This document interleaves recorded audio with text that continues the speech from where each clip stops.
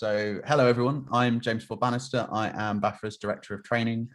I think most or all of you will have either known me from being on the field or will have seen me in any number of these sessions over the winter. And in today's session, we are going to be focusing on the 2021 exam and how that's going to be formatted.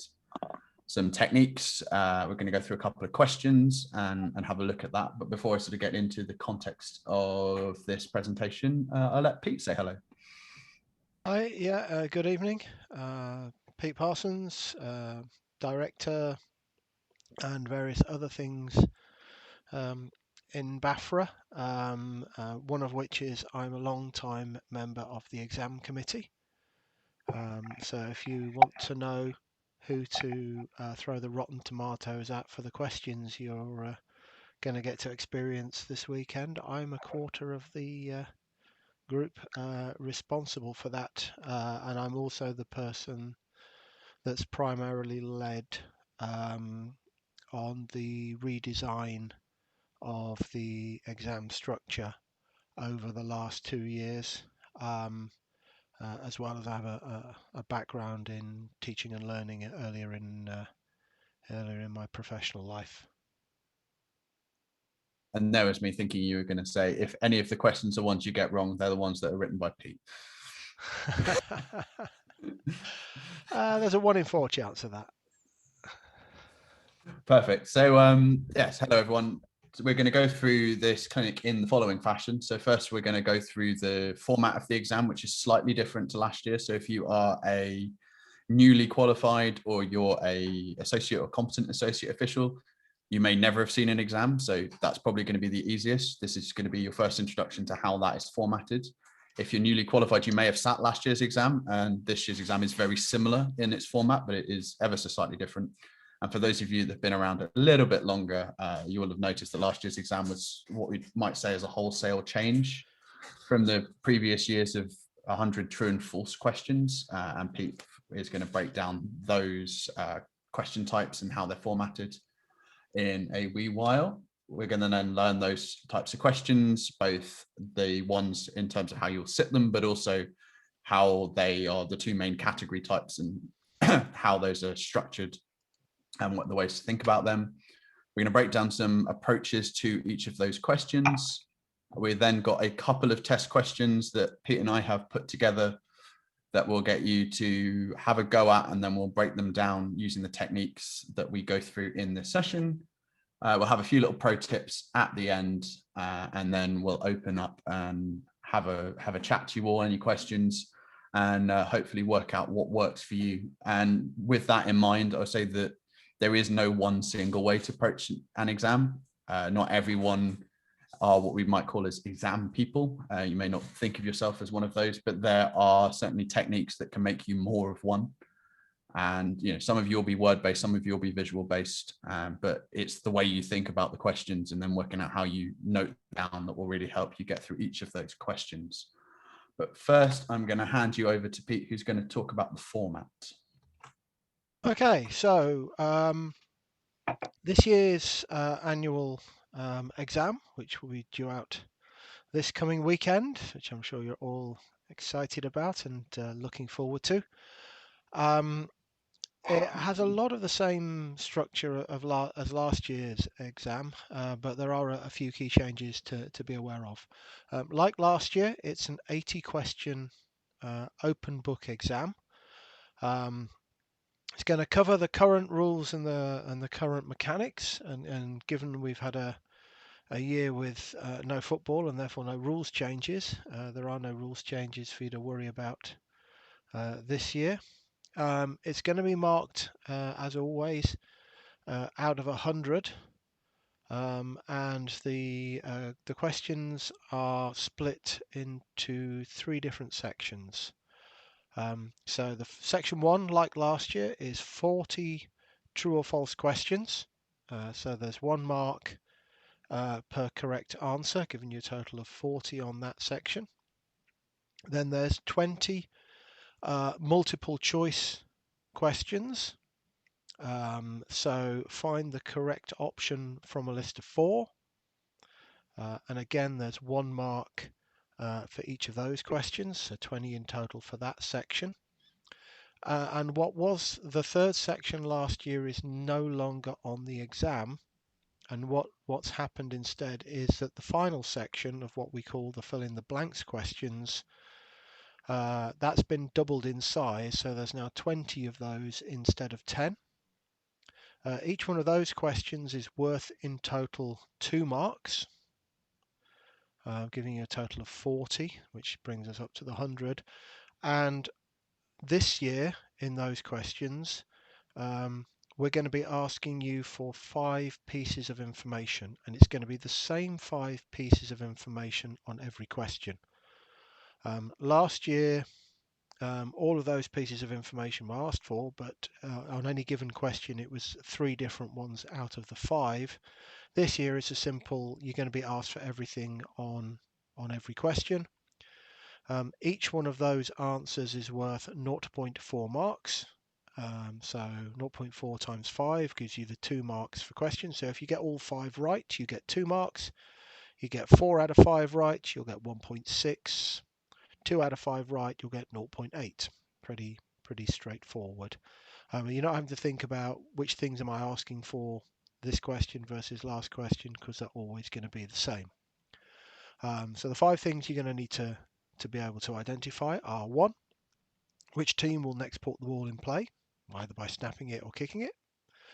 What the down of the next play is going to be. Is it going to be first down, second, third, fourth down? Is it going to be a try, or is it going to be a free kick? You're going to be asked to determine the yard line that the ball will either be snapped or kicked from.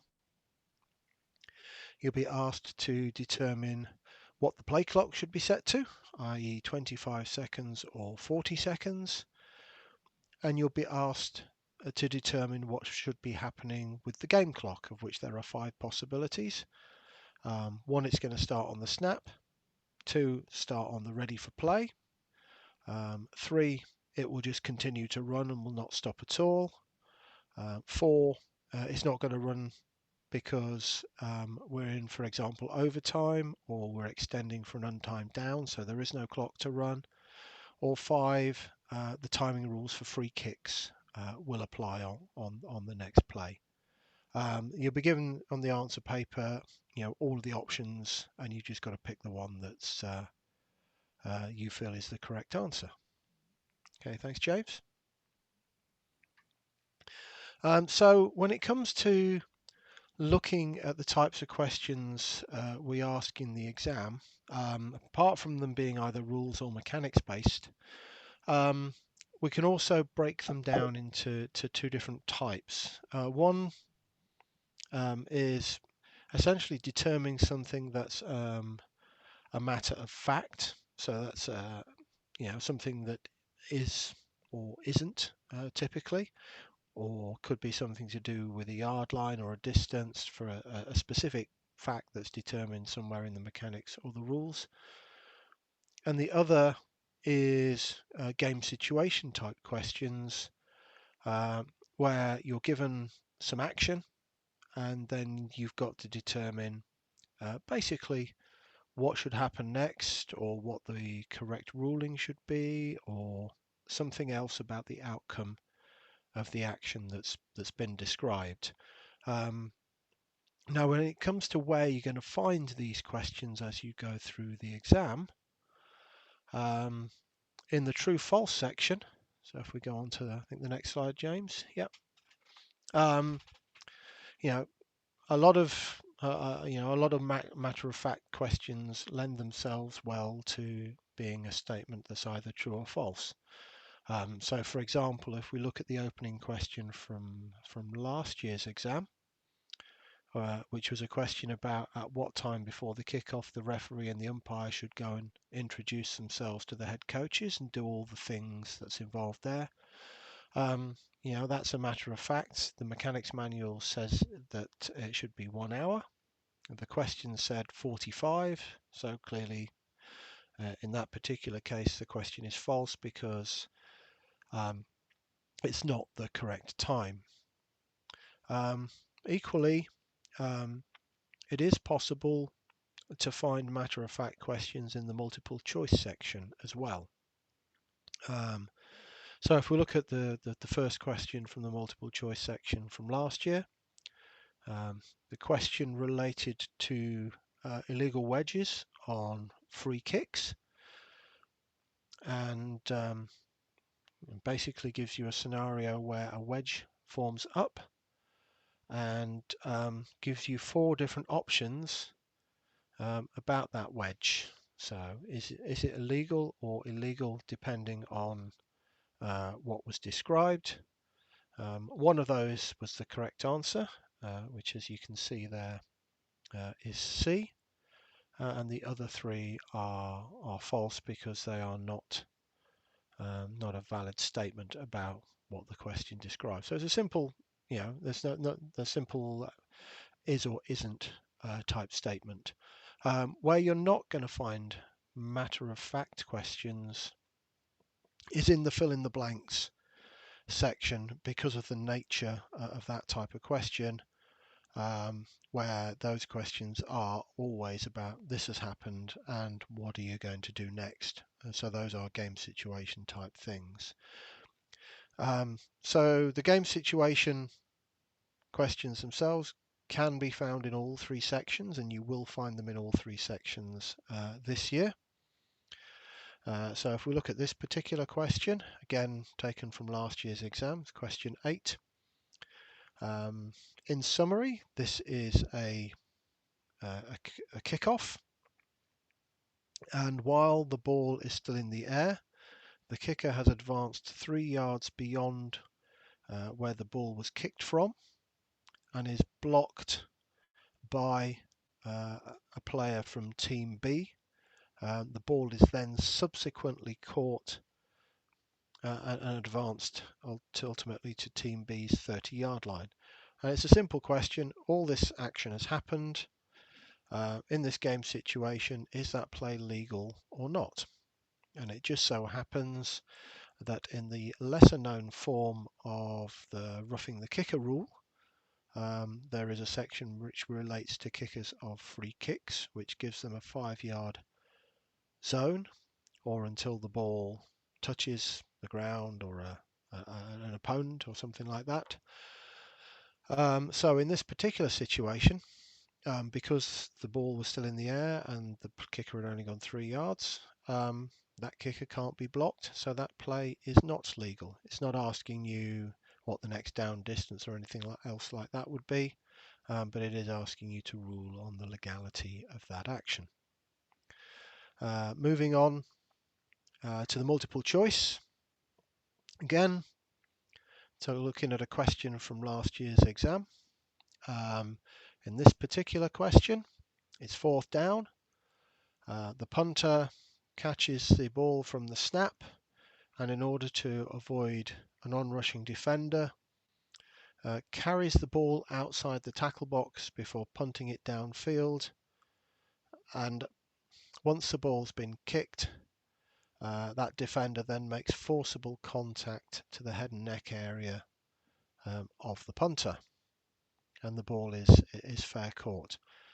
So you've got 4 simple options there, and they're all to do with whether or not alongside a foul for targeting there is also a foul for roughing the kicker in this instance, and whereabouts that particular penalty will be enforced from, and therefore what the next down and distance will be. So if we go through the 4 options there, then either you've got roughing the kicker with targeting enforced at the previous spot or the post-scrimmage kick spot. Similarly, roughing the guilty, you've got targeting, but there is not roughing the kicker. And again, the question along with that, is that a previous spot enforcement or is that enforced from the post-scrimmage kick spot? 4 different options, only one of them can be correct.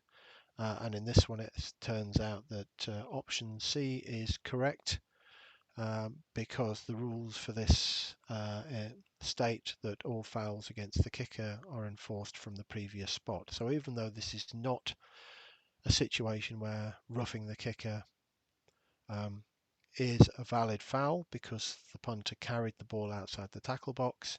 What we have is targeting against the kicker, which the rules state is a previous spot enforcement, and that makes C the correct answer in this case. So if we move on to the fill in the blanks, the last example, and all, as I said, all fill in the blanks questions are game situation type questions. So again, taking a question from last year.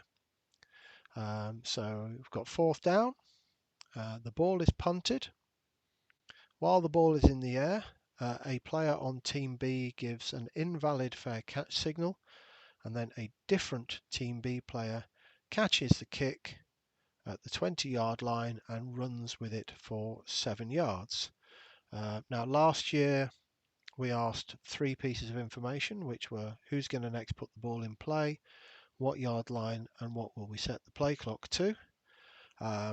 This year, if a question like this comes up, then you're going to be asked also for what the next down will be and what's the status of the game clock. So on this particular question, the answer is that Team B will next put the ball in play. It will be 1st down. The yard line for this will be Team B's 15-yard line because the ball becomes dead by rule at the 20 thanks to the fair catch signal, and then we have an illegal dead ball advance by B80, which is a 5-yard penalty. So the ball will go back 5 yards from the 20 to the 15. Because we have a penalty to administer, the play clock will be set to 25 seconds. And because we had a legal kick during the down, and also Team B are going to be awarded a 1st down and will next snap the ball, we've got various reasons as to why on this play the game clock will next start on the snap. So those are the 5 pieces of information you'd need to provide to answer that question and to get the 2 marks that you're going to be able to earn on each of these this year. So now that's my turn to come back to the fray and have a go at how we can get good at the exam and aim towards that mythical 100%. Now, I hope this isn't a revelation to anyone, but sitting the exam in April and then not sitting any exam questions at all between April and the succeeding April means you're probably not going to be in any great practice for doing the exam. Now, taking some test questions, I try and take one a week. I'm not necessarily saying you have to be quite that keen, but if you try and take at least a couple a month, if you read Newsflash, there are questions in there every time we publish it, and certainly during a normal season, Newsflash is published every week. It's been a little bit more sparse in COVID, but they have been out there in the last few weeks, certainly in the lead up to the AGM. But equally, there are plenty of other tests. You don't have to Google very far to find them online. The CFO put out an annual test that you can do. There are also in-season quizzes that you can sit that they put out. There's also a thing called the Rules Exchange, which if anyone listens to the Rule 11 podcast is published on their website, including a history of previous questions. It's only worth noting now that obviously the NCAA doesn't completely match our rule book, and that there are some rules that have been brought in advance of us. So they technically tend to be about a rule cycle ahead of us, about a year or so. And they have some other rules that we haven't adopted. So for instance, they have a free kick touchback taking you out to the 25 rather than the 20. But in general, outside of some interesting mechanics, which tend not to be in these questions and the odd rule, they are a pretty good thing to have a go at. And equally, the justifications are traditionally published. So if you look at the rules references and go, why did I get that wrong? And it's because their rule isn't the same as ours. Then you know you've at least approached it right, and you know the correct answer for how we would officiate it in BAFRA. And equally, if you get any of those that you find and you don't know what it is under BAFRA or IFAF rules, you can always ping them into me, ping them into Pete, or pretty much anyone that you work with, be that a mentor, be that if you go to the regional training groups, those kinds of things. These make great forums for those sorts of things. The other side of that can be writing test questions. I find that writing them is a really good way at getting better at questions, more so than ever answering them. I have a WhatsApp group with a bunch of fellow officials that when we're feeling a little bit nerdy and we've got our heads in the rule book and something interesting has come up, we ping them around and see if we all get the same answer, or if there's some doddery bits in your question that I'll sort of get onto in a minute. And having those and having colleagues that you work with can give you both, or several of you, a tool so that you can sit and write questions over the course of a year and get yourself a little bit better at them. I tend to prefer writing the fill in the blank style questions because they are more mirroring, more matching what we would see on the field, more so than some of the questions that you're going to get in the early half of the exam. And I find they are better for scenarios I might face on the field. Read the rules and mechanics on an ongoing basis. Again, there shouldn't be anything that is an outrageous piece of news. If you read them throughout the year, and I'm not necessarily suggesting that you go through it like you're reading some exciting piece of nonfiction. The rule book is a particularly hard beast to read in any great amount of time. You know, if you're going to sit there and try and read from page 1 to the end of the rule book, it's both hard and long. But you can get into that by, you know, you're thinking about a scenario. Maybe you go and look up that rule, and instead of just reading that one section of the rule, you read the whole article. And on the other side of that, the mechanics manual is a lot easier to read in sections. I know there are several officials that like to take the Michael out of the fact that my mechanics manual lives next to my kettle. So when I take a 10 or 15 minute break during my workday, because I work from home, to get away from sort of screen blur and everything like that, I'll pick a section and read through that. And I find that actually is a little bit easier to read straight. So I might go, I'm going to read about back judge today, or I'm going to read about measurements or rules application or something like that. But getting through, at least if you can try and get through most of both of those books over the course of the year, and certainly at the start of the year, the rules changes. Those are really important documents to read. They will help you get through the exam. And this is where I get on my soapbox, attending sessions like tonight. So I'm preaching to the choir at some level, but equally going to your regional meetings. Now that we've got online tools like Zoom and things like that, it certainly resolves some of the issues we were seeing in areas that aren't quite so fortunate as where I am down in Thames Valley, where we all live within a 20-25 mile drive of each other, and we can all meet up for pizza and a catch up with some video. But if you're an official up in Scotland, maybe, where that goes from being 20-25 miles to 50 to 100 miles apart, that isn't always practicable. But I know that Davey has, and several of the other Scottish officials have sung high praises of their weekly Sunday morning meetings, where they've been doing that instead of games whilst we've been in lockdown. And those scenarios and those meetings give you a really good opportunity to bring some of those things that you've got. You know, I sing the praises of doing video clipping for people that like watching football and finding interesting plays, but you can take that to maybe I'm not great with the technology and doing video clipping, but you can write a question.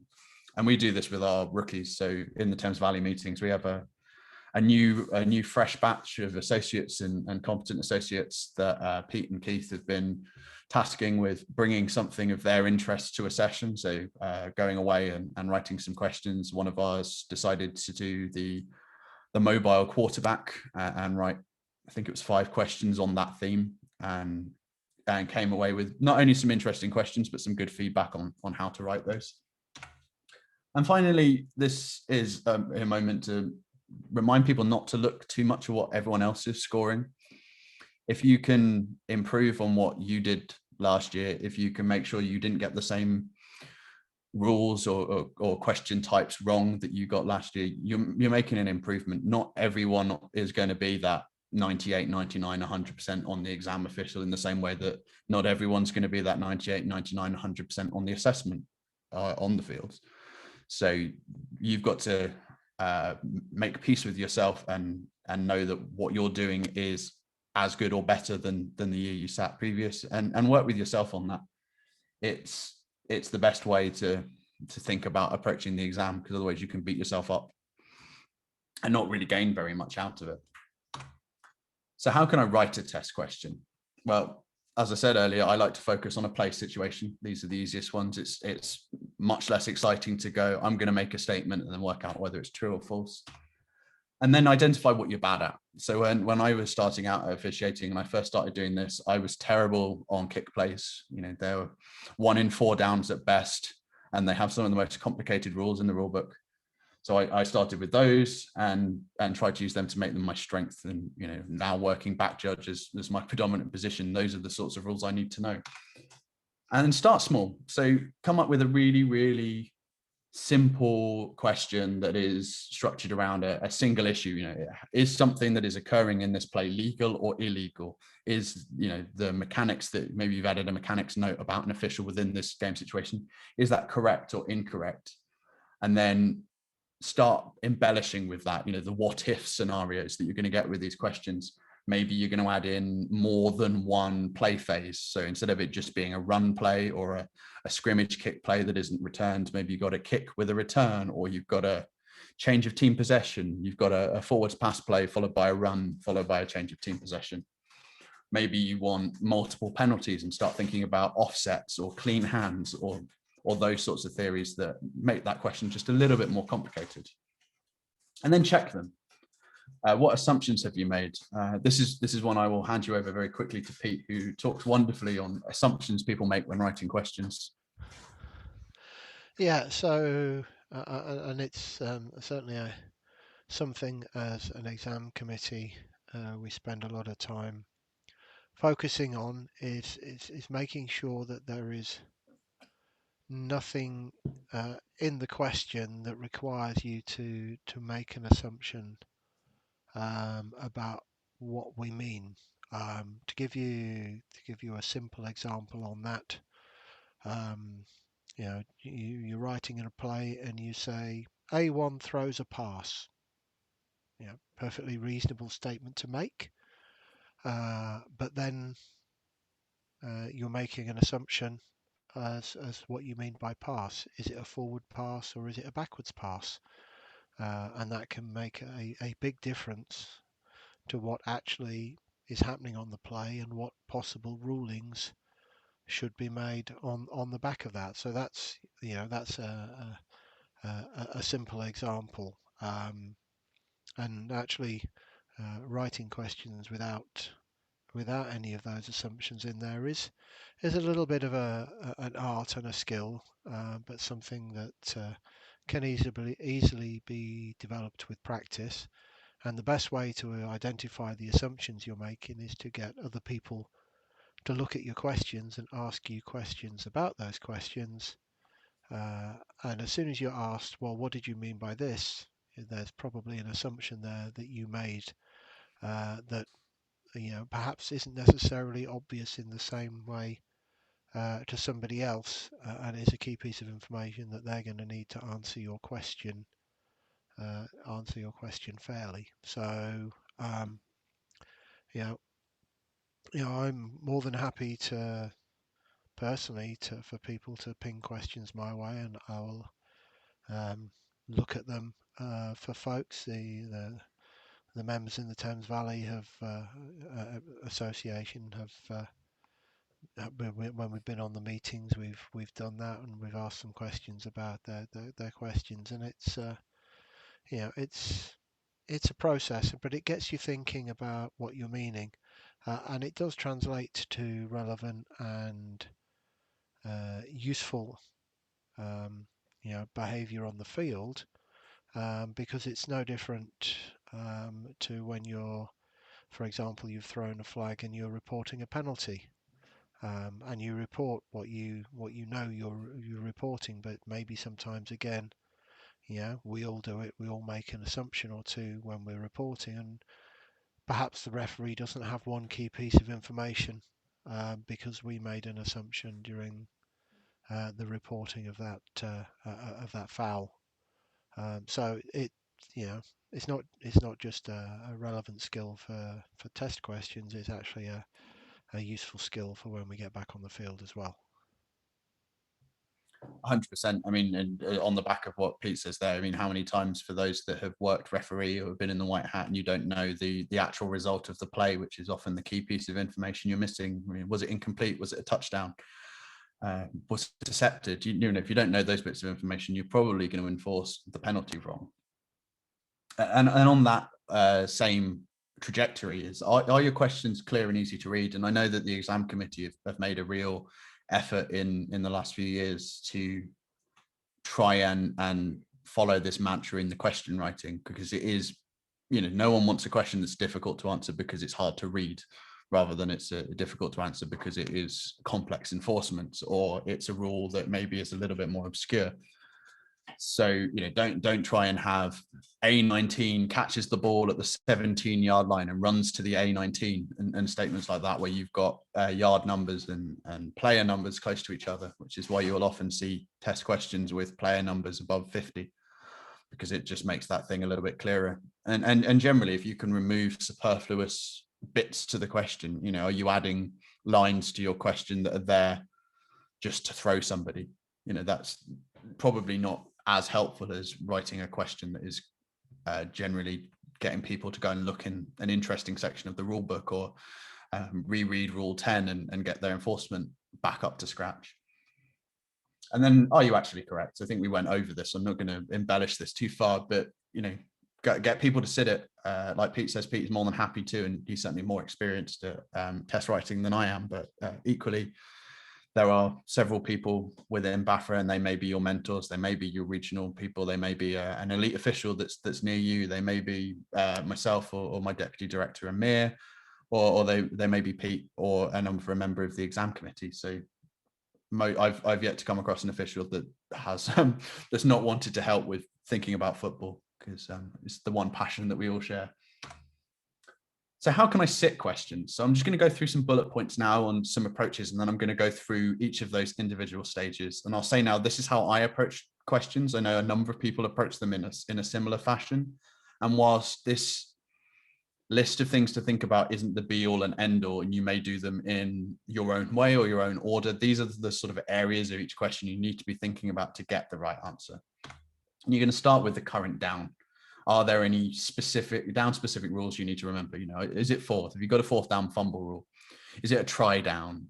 You know, is it an extra period? Those sorts of things where you need to be aware of rules that relate to the down that you're currently in. What is the result of the play? Is it one phase or multiple phases? Like I mentioned earlier, is it just a single run, or have we got a pass, a run, maybe a fumble that is part of that run play before it is then recovered by the other team? So you've got a change of team possession, and that's another run phase, and those sort of areas within the question, and then mark them out within the question. Are there any fouls or any violations on the play? Who is going to be awarded the ball next, or who is going to gain the ball next? Are there any time implications because of this? Runoffs, you know, are we inside 2 minutes? Those sorts of things that have rules related to them. What is the answer to the question? And then double check it. So move on to the next question once you've done that. And I highly encourage sitting the exam closed book.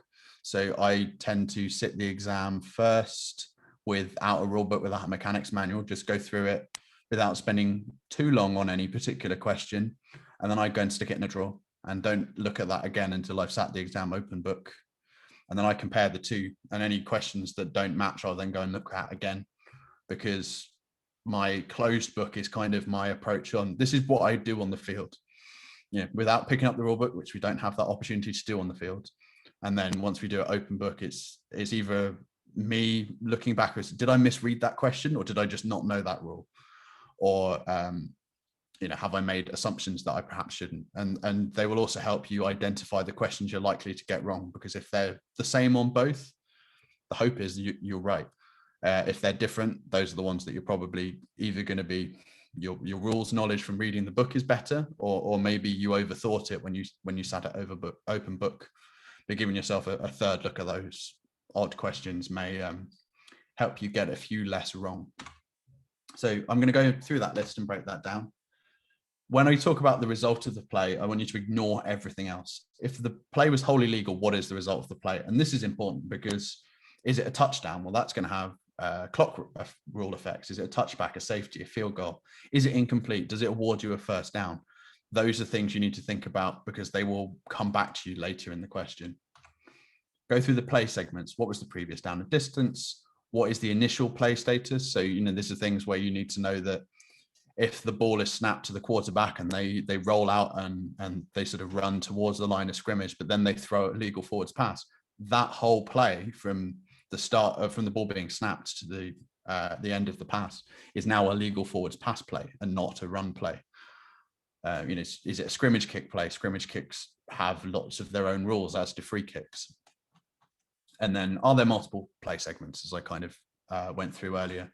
Related runs, ball statuses, and possessions. So remembering that a fumble is still attributed to the team possession of the team that fumbled it. Those kind of things. And then impetus and responsibility. Things we all like to talk about a lot, but don't always think about as much as we'd like. And they have key implications when you've got balls going into end zones and things like that. Then fouls and violations. This is the bit I think we all know, that we all think of immediately when you read a question. You go, who's done something illegal? Or probably less often, are there any violations on the play? And by this, we're normally talking illegal touching and the rules related to illegal touching and the rules related to penalty enforcement when there is illegal touching. And when did they occur? So going back to the point from before, when was that penalty? Note what play segment that's in. Because if you've got different penalties in different play segments, you may all end up bundling them all together and offsetting them, or you may have other areas such as clean hands or something like that. And then what's the penalty? This is a common pitfall in the exam. Either you don't know 3 and 1 as well as you think you did, know your basic spots and things like that, or maybe you did know your 3 and 1 principle really, really, really well, but you didn't read the rule specific penalty for what is within that. And like the example play that Pete went through earlier, if you've got the roughing the kicker penalty, that it's a personal, the targeting but not roughing the kicker penalty is a personal foul. So therefore, by the rule, the penalty statement in the rule, that is enforced from the previous spot and not following post scrimmage kick enforcement. And then who gets the ball? So once you've thought about these things, after all of your previous steps with the result of the play and your fouls and violations, who is going to gain legal possession after this? And this is going to help you work out how you're going to do your enforcement. So, if you've got fouls by both teams, but team B don't foul until they've gained possession, can they keep the ball? Those issues. And then enforcement. So now you've gone through all those statuses, you should be able to enforce the penalty. And this is where we'll talk about a penalty being obvious and not obvious. So for this year, there's been a change to the rubric. So previously, if you sat the exam, it stated that all penalties will be accepted. This year, that has been changed, and it will be up to you to decide whether the penalty enforcement is obvious or not. And note down why. So this is just an anal retentive part of me, but if I go back through my exam, I want to know why I did that, whether that's to when I get the grade sheet back to see why I got it wrong, or whether that's because I'm going to look over that question again at some point and I want to know what I was thinking when I last sat it. And so that might be an offensive hold by team B. It's a 10-yard enforcement from the end of the kick because it's post-scrimmage kick. Illegal formation by team A, but there's a DPI by team B, so it's going to be offset because there's no clean hands. Keep it simple. Just make it easy for yourself to read. And there are any other factors, is it an automatic first down? Are there any re-kicks, loss of down penalties? Those ones often get forgotten. And then, like we say, simple and easy, answer the question, have you given the best available option for both teams? Think about it from A and B's perspective and the options that they have. Check the clock rules. So read Rule 3. We learned from last year's exam that clock rules are probably not the strongest rules that we have in BAFRA, certainly as an organization of officials. So they are relatively simply and easily laid out. They are bullet points in the 2 sections of Rule 3. So just give them a read and see if you can justify why you're doing what you're doing with the play clock and the game clock. And then check your mistakes. I'm not on the exam committee, but the exam committee try and avoid these cropping up, but equally think about whether your mathematics was right. Have you remembered to apply half distance, or have you applied half distance and then remembered it's DPI, so half distance is not involved? Now, have you got yard lines either side of midfield? So you're going from the 47 with a 10-yard penalty and you're going to the 43, whereas in your head you're going 4-7. I need to go to something 7 because it's a 10-yard penalty. Those sorts of things are easily done. So just check your working and make sure you don't lose a point where on the field you'd have taken 10 steps and got on with it. But on a bit of paper, you got it wrong because you couldn't count on a Thursday afternoon. So let's give this a little go. I need to bring back my tool. So we're going to have a little question. We're going to go through that. I'm going to pull up a poll now for you, which should be on your screens now. We're going to have about 5 minutes to go through this poll. It's 4th and 10. It's Team B's 45-yard line. A7 is going to punt the ball, and the kick is going to be partially blocked by B99 at the line of scrimmage. And the ball is going to land near the sideline of Team B's 38-yard line. While the ball is rolling on the ground, A80 is going to bat the ball forward at Team B's 34-yard line, and it's going to roll out of bounds at Team B's 21-yard line. So this is going to be like section 3 of the exam. You've got 5 questions in your poll. Which team is going to put the ball into play? What's the down going to be? Which yard line will be used? I've put in a selection of options for this because I don't have the ability to let you pick your own yard lines. Play clock status, is it the 25 or the 40, and the game clock status. I'm going to end the poll, but I'm not going to share the answers just yet. So let's take a look. Congratulations for those of you that have been listening to the 8 previous exam review videos and have not got bored of the sound of my voice, because I know that I have. But those of you that have will be familiar with these little PowerPoint breakdowns of the plays. So let's take a look at this one. We're going to have the center snap the ball to the punter A7, who's going to punt the ball, and it's going to be blocked by B99 partially at the line of scrimmage. The ball's going to ping over there, so the 38-yard line, where it's going to bounce near the sideline and roll to the 34-yard line, where it's going to be batted by A88, and it's going to go out of bounds at the 21-yard line. So all seems very simple. Let's break it down as we saw before. So the result of the play. Anyone want to tell me what the result of the play is?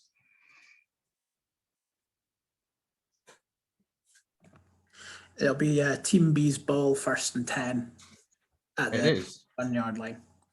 So yeah, the result of the play is 1st and 10 for Team B, and it's gone out of bounds at Team B's 21-yard line. And we've only got one play segment. That is a scrimmage kick play. And the ball has gone out of bounds, so it's not had any subsequent possession by Team B during the down. So all very simple so far. Have we got any fouls or violations on the play? I'll open that up to anyone. I see Austin nodding. What have you got, Austin? I've got batting by Team A. You've got batting by Team A, an illegal bat by A80 at the 34-yard line, and that carries a 10-yard penalty. But do you have any violations on the play? No. Well, by virtue of it being a bat, it's also illegal touching by Team A, and that's one that's very easy to forget on these sorts of plays. So we also have illegal touching by A80 at Team B's 34-yard line. So who gets the ball? It's brilliant, Davey. So who gets the ball? Well, it's still going to be Team B. So whatever happens here, we know Team B are getting the ball, unless they make a re-kick. And in this scenario, it is unlikely that they will make a re-kick when you consider all of the options available. So the enforcement. Does anyone want to tell me what the enforcement is? There are 2 options. The enforcement is previous spot. 10 yards previous spot, and they could take it at the spot of the touching violation. Nope. So you can go 10 yards previous spot and re-kick at A's 45-yard line. Anyone else want to help Austin out? You can add 10 yards to where the subsequent dead ball belongs to Team B. You can. So you can use the tack-on rule. So anyone that went to Pete's scrimmage kick clinic will know that you can tack this on and give the ball to Team B at Team B's 31-yard line. Which, when you take all of that into consideration, what are you going to do? Offer them the spot of the illegal touching. That's the one. So you're going to decline the penalty and take the spot of the illegal touch. So I'm going to share the results. And this is to make a point as well about the exam, as you'll see here. these questions, if you understand most of what you're seeing in front of you, you're going to make most of the marks now onto the new 0.4 scheme versus you get 1 mark for one section and 2 marks if you get all 3. So you all correctly knew that it was team B. We all correctly knew it was going to be first down. We got team B's 21, which we know is incorrect because there is both batting and illegal touching on the play. You could have it on team B's 31, but that's not very advantageous.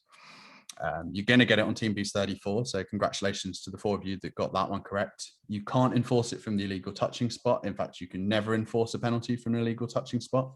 The illegal touching spot may be another spot within the play that you can enforce from, but an illegal touching spot goes away when you enforce a penalty. So therefore, it won't be at B's 44. B's 48 would be a 10-yard enforcement from when the ball lands across the neutral zone. So that is where the ball has officially crossed the line of scrimmage, but it's not an enforcement spot. And team A's 45-yard line, which would just be replaying the down, which is not an option there. Let's go through the last section. So the play clock, this is, we've got 12 people saying 25 and 3 saying 40. And if you know your play clock rules, this is one of those buckets that if you go through the points under the play clock rule in rule 3, you will see that it's 25-second play clock after a kick down ends that is not a free kick, where team B will next snap the ball. So a legal kick down has ended, it's not a free kick, and team B will next snap the ball. So that's a nice easy bucket to put that one into. And the game clock status, does anyone want to tell me what the game clock status will be? It'd be a snap, James, because it's got the magic word kick in the question. That's the one. Yep. Magic word kick. So illegal kick down has ended, which means it's going to be on the snap. Perfect. So hopefully that little process will have helped you a little bit. So I'm going to stop sharing those results and I'm going to throw out question 2. Which there's only 2 of these, so don't panic. It's 2nd and 2 at team B's 45-yard line. Quarterback A1 receives a hand-to-hand snap and throws a legal forwards pass to eligible receiver A88. After A1 releases the ball, B68 takes 2 strides and charges into A1, showing no attempt to avoid contact, knocking A1 to the ground. A88 catches the pass, runs to team B's 10-yard line, and is hit by B99 and fumbles the ball forward. The ball rolls into team B's end zone and out of bounds beyond the end line. So 5 minutes again, same questions, same style. And there we go. That's that one closed. Again, I'm not going to share the results just yet, but you're going to see stereotypical visualization. We're going to have the snap going to quarterback A1. He's going to drop back and throw the pass. And he's going to get hit 2 steps after he's thrown that pass by B68. And A88 is then going to catch that pass somewhere in the middle of the field and run to the 10-yard line, where they're going to get hit by B99 and fumble the ball out of bounds beyond the end line. Again, relatively easy play when you think about it from that point of view, but throws up many, many different things you can be thinking about, as I can see by the answers to the question. So let's have a look. What's the result of the play? Does anyone want to let me know, enlighten me on this one? It is. It's back and the ball belongs to team B because A has fumbled it out the back of team B's end zone. Play segments. Well, we've got a forwards pass play. And then we have a running play, which includes the loose ball action, the fumble, in team A's team possession. Fouls and violations. We got any fouls on this play? Any violations? Roughing the passer. That we have. We've got roughing the passer by B68, which is a 15-yard penalty. We haven't got any violations on this play, so we don't need to worry about them. So who gets the ball? Well, we know that there's a penalty against team B. So team A are going to get the ball via penalty. Does anyone know what the enforcement is for roughing the passer in relation to this play? I see Austin's fingers up. Do you want to have a go? It's 15 yards from the end of the run. 15 yards from the end of which run? After the pass, so it's after the pass play becomes a run play, and then at the end of that run play. So that's the one. There's going to be a beanbag where he fumbles, and it's going to be from that spot. So you got, that's the one. You've got Rule 919, which tells us that it's going to be a 15-yard penalty, and it's going to be added to the end of the last run where it ends beyond the neutral zone.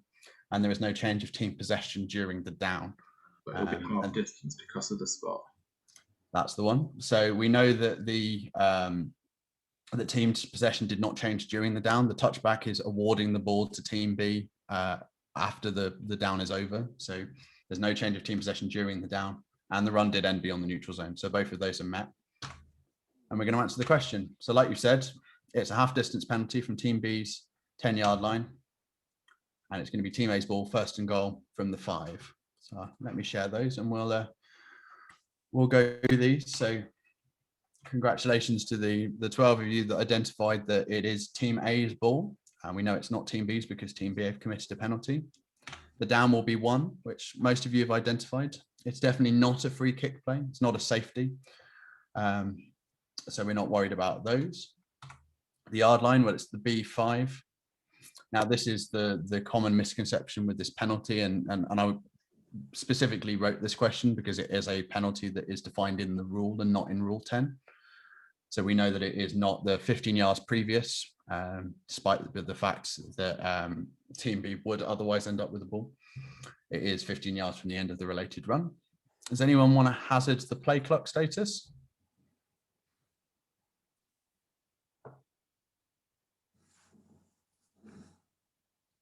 It's the 25, and it's the 25 because there's penalty administration. So if you go, again, if you go through the play clock rules, if you've got penalty administration on the play, you're going to go back for the 25-second clock. We discussed this at some length last night, Monday night. And it's one of those ones, the best way to think about it is that the 25 is going to trump the 40. So if you've got any reason to have a 25-second clock, and you fall into one of those little buckets, that's the status of the play clock. And then finally, the game clock is going to be on the ready because Team A has been awarded a first down, either through play or through penalty. Again, this is a nice, easy bucket. You go, Team A has been awarded a first down because of the automatic first down, and it is through either a play or by penalty. In this case, it's a penalty. Make sense? I'm going to make just those results James, go away. sorry to that. Yeah, on the game clock, I noticed quite a few people said on the snap there. I think it's worth noting that although James is right that it's an easy bucket for the ready, the snap, any reason for the game clock to start on the snap would trump the ready. But none of those specific things apply here. So even though there is a touchback as a result of the play, and because the net B are not putting the ball in play, that doesn't apply. So it really comes back to the bucket that James says. I think, as James has already mentioned, one of the things that we notice from the exam answering quite regularly is that members do struggle a little bit around this area. So it's quite strategic this year that we've added a lot more marks for clocks. So really read up on those rules. It's really important. 100% agree. So go through some pro tips. Pete, do you want to talk through these ones? Yeah, no problem at all. So one of the things, that anybody who's worked with me around when we were talking about writing the exam, I let people into the secrets of where I get my questions from, which is there are no secrets as to where I get my questions from. So one big source, and obviously it doesn't apply this year, but that's an exception, is that rule changes and in those years where we have a new edition of the mechanics manual, part of the purpose of the exam is to encourage everybody to get into the rule book and get up to speed with any of the changes that have come in during the current year. So rules changes and mechanics changes are prime candidates for questions. So in a normal football year where we've got a bunch of rule changes, it's a reasonable assumption to make that you'll probably find most of them in the exam somewhere, so be aware of them.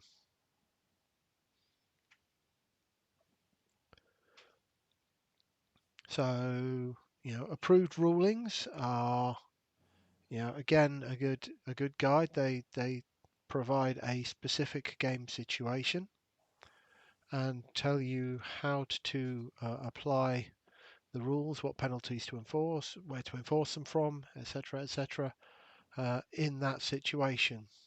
So again, when it comes down to looking at game situations, make sure you check approved rulings, as often you'll find that they'll lead you right to where you need to get to.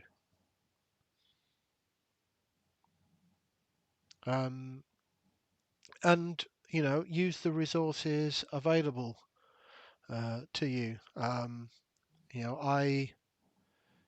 work with both the electronic and the paper copies of the manuals. The advantage of the electronic copies is they're searchable.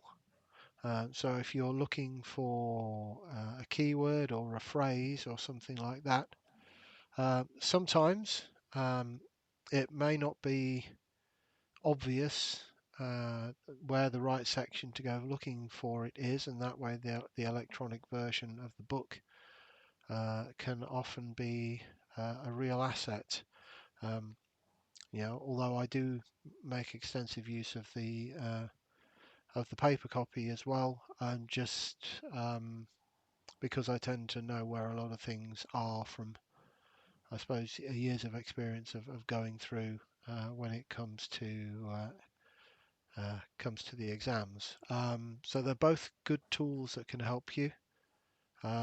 So take advantage of both of them in the right way. And learn from your mistakes. 100% scores on the exam are actually pretty rare. I've never got one. I've always had a mistake or two that I can learn from, and it's the same for everybody. One of my sources of questions for future exams is things that the membership have tended to get wrong on a consistent or a significant basis in previous years. So we have stats on the exam committee about how well every question is answered. I've got those back going over 15 years now. And if certain topics are repeatedly badly answered because they're being misunderstood by the membership, then if you pay attention to the trends of these things, you'll find that certain things repeat themselves. Obviously, don't assume that something else hasn't changed, like there's not been a rule change or something else which has actually impacted on the rulings, but you will find that certain topics come up on a regular basis, and there is a reason for that, and the reason is that the membership as a collective perhaps need to understand that particular topic better, or answer the questions better than they've traditionally done in the past. That is certainly true. So find what works for you. These are just some examples of my scribbles. I'm very much a visual person. I like to have paper copies of everything, and like Pete says, I use both the digital copy of the rule book and the mechanics manual to find stuff that I don't know where it is, and I have the paper one in front of me because I physically like to have it there while I scribble in a notebook. One of the first approaches that I'll have to a question is to go through and underline areas of the question that I think may be relevant to the rules and things I want to check. So you can see there from question 1 from the true false section of last year's exam, I've underlined referee and umpire because those are both chapters of the mechanics manual. We're talking about identifying and introducing themselves to each head coach, so that's important. There's a time frame given there, at least 45 minutes and before kickoff.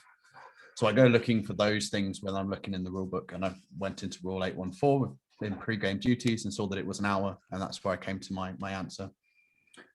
I was a little less detailed in some of the sections at the end. So the section 4 as it was last year, or section 3 as it will be this year, because I discovered some tools within, you can do this in Word, you can do this in any decent PDF editor. So if you're lucky enough to have those tools from work, I started doodling all over the digital copy of the exam.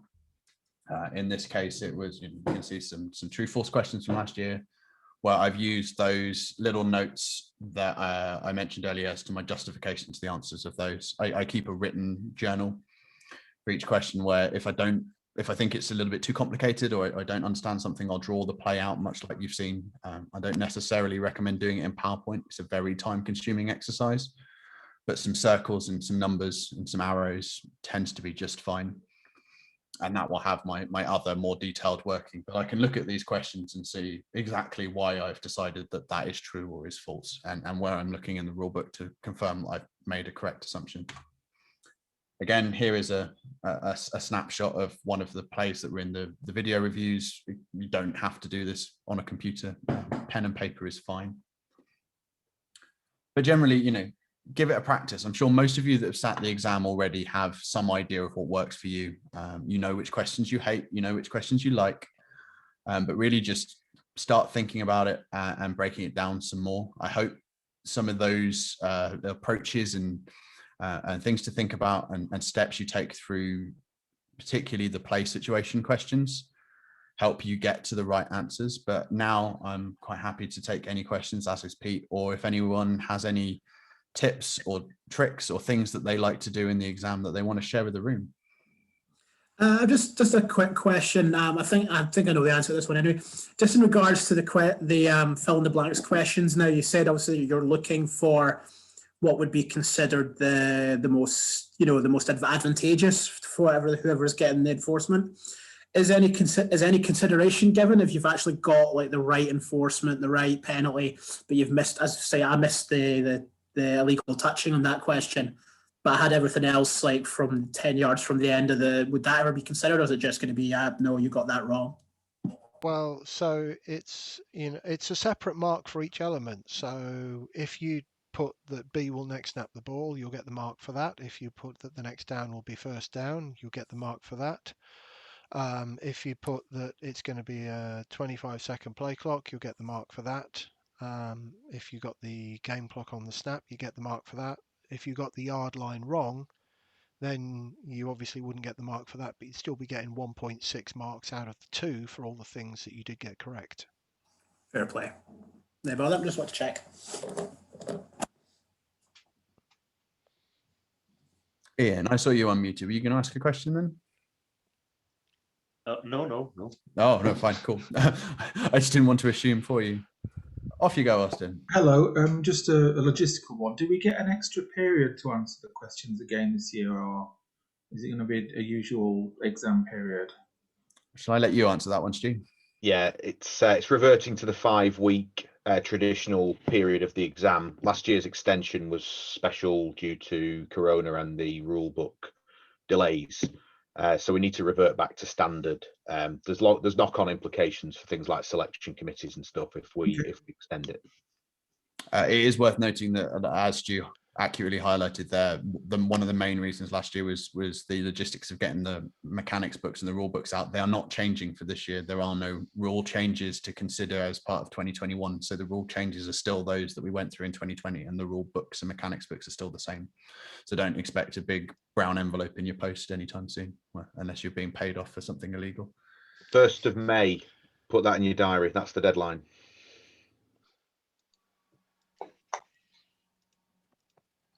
Anybody else? I'll take that deafening silence as a positive end to the session. So firstly, can I say thank you all for coming and listening to me drone on for an hour and a half. And I wish you all the best of luck with the exam and hope that you beat your score from last year.